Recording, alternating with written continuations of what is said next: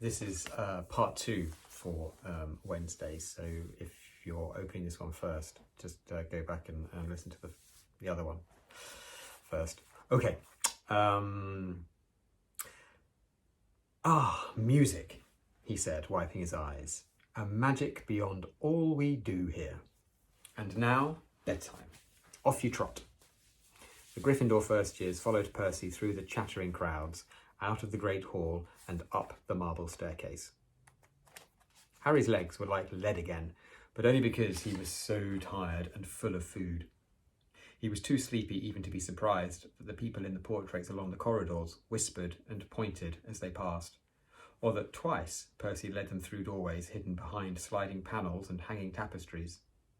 They climbed more staircases, yawning and dragging their feet, and Harry was just wondering how much further they had to go when they came to a sudden halt.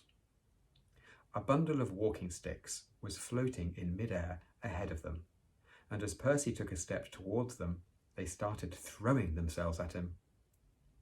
"Peeves," Percy whispered to the first years. "A poltergeist." He raised his voice. "Peeves, show yourself." A loud, rude sound, like the air being let out of a balloon, answered. "Do you want me to go to the Bloody Baron?" There was a pop, and a little man with wicked dark eyes and a wide mouth appeared, floating cross-legged in the air, clutching the walking sticks. "Ooh," he said with an evil cackle. "Ickle thirsties, what fun!" He swooped suddenly at them. They all ducked. "Go away, Peeves, or the Baron'll hear about this, I mean it," barked Percy. Peeves stuck out his tongue and vanished, dropping the walking sticks on Neville's head. They heard him zooming away, rattling coats of armour as he passed. "You want to watch out for Peeves," said Percy as they set off again. "The Bloody Baron's the only one who can control him. He won't even listen to us prefects. Right, here we are." At the very end of the corridor hung a portrait of a very large woman in a pink silk dress. "Password," she said. Caput Draconis," said Percy, and the portrait swung forward to reveal a round hole in the wall. They all scrambled through it. Neville needed a leg up, and found themselves in the Gryffindor common room, a cosy round room full of squashy armchairs. Percy directed the girls through the one door to their dormitory, and the boys through another. At the top of a spiral staircase, they were obviously in one of the towers, they found their beds at last. 5 four-posters hung with deep red velvet curtains. Their trunks had already been brought up. Too tired to talk much, they pulled on their pyjamas and fell into bed. "It's great food, isn't it?" Ron muttered to Harry through the hangings. "Get off, Scabbers! Oh, he's chewing my sheets." Harry was going to ask Ron if he'd had any of the treacle tart, but he fell asleep almost at once. Perhaps Harry had eaten a bit too much because he had a very strange dream.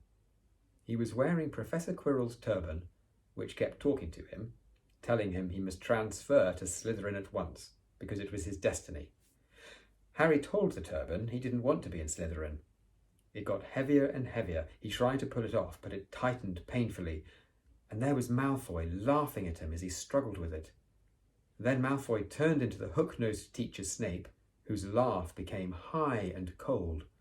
There was a burst of green light, and Harry woke, sweating and shaking. He rolled over and fell asleep again, and when he woke next day, he didn't remember the dream at all. Chapter 8. The Potions Master. "There, look." "Where?" "Next to the tall kid with the red hair." "Wearing the glasses. Did you see his face? Did you see the scar?" Whispers followed Harry from the moment he left his dormitory next day. People queuing outside classrooms stood on tiptoe to get a look at him, or they doubled back to pass him in the corridors again, staring.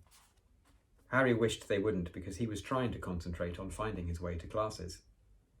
There were 142 staircases at Hogwarts, wide, sweeping ones, narrow, rickety ones, some that led somewhere different on a Friday, some with a vanishing step halfway up that you had to remember to jump, Then there were doors that wouldn't open unless you asked politely or tickled them in exactly the right place. And doors that weren't really doors at all, but solid walls, just pretending.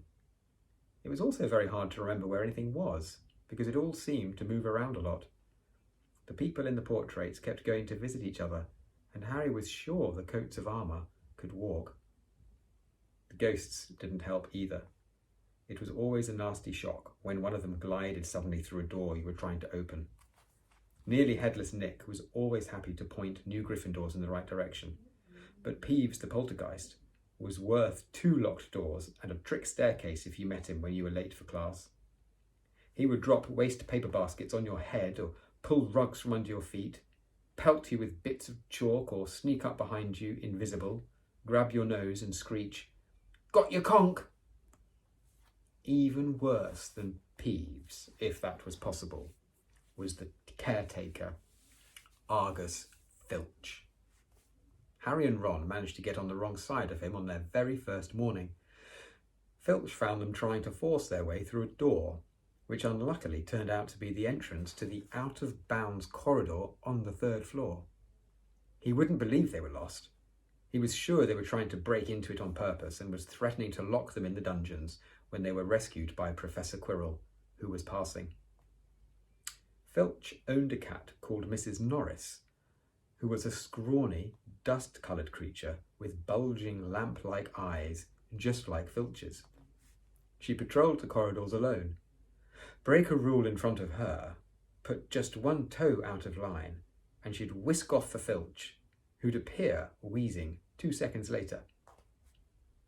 Filch knew the secret passageways of the school better than anyone, well, except perhaps the Weasley twins, and he could pop up as suddenly as any of the ghosts.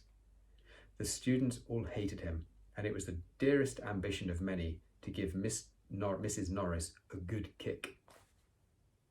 And then, once you had managed to find them, there were the lessons themselves.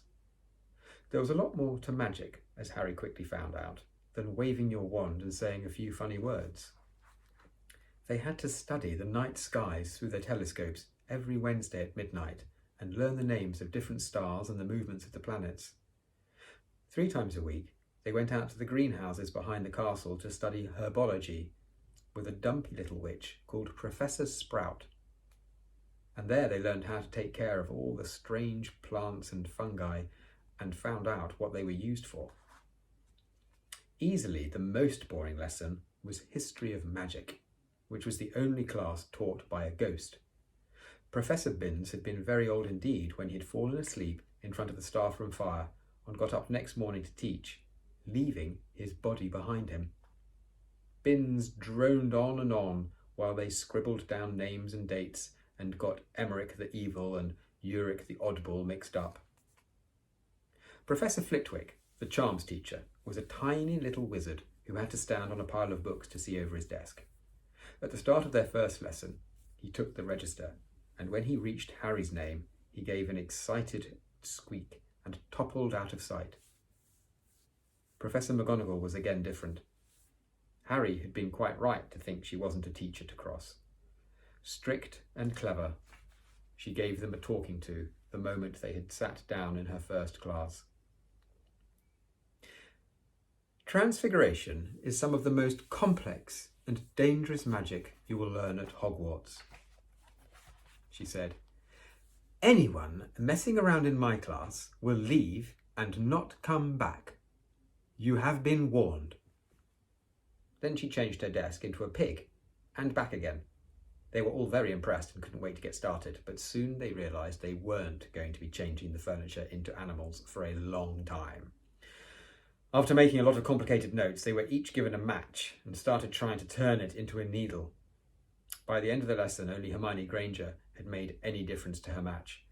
Professor McGonagall showed the class how it had gone all silver and pointy and gave Hermione a rare smile. The class everyone had really been looking forward to was Defence Against the Dark Arts. But Quirrell's lessons turned out to be a bit of a joke. His classroom smelled strongly of garlic, which everyone said was to ward off a vampire he'd met in Romania and was afraid would be coming back to get him one of these days. His turban, he told them, had been given to him by an African prince as a thank you for getting rid of a troublesome zombie, but they weren't sure they believed this story. For one thing, when Seamus Finnegan asked eagerly to hear how Quirrell had fought off the zombie, Quirrell went pink and started talking about the weather. For another, they'd noticed that a funny smell hung around the turban, and the Weasley twins insisted that it was stuffed full of garlic as well, so that Quirrell was protected wherever he went. Harry was very relieved to find out that he wasn't miles behind everyone else. Lots of people had come from Muggle families and, like him, hadn't any idea that they were witches and wizards. There was so much to learn that even people like Ron didn't have much of a head start. Okay, I'm going to stop there. Thanks, everybody. See you tomorrow.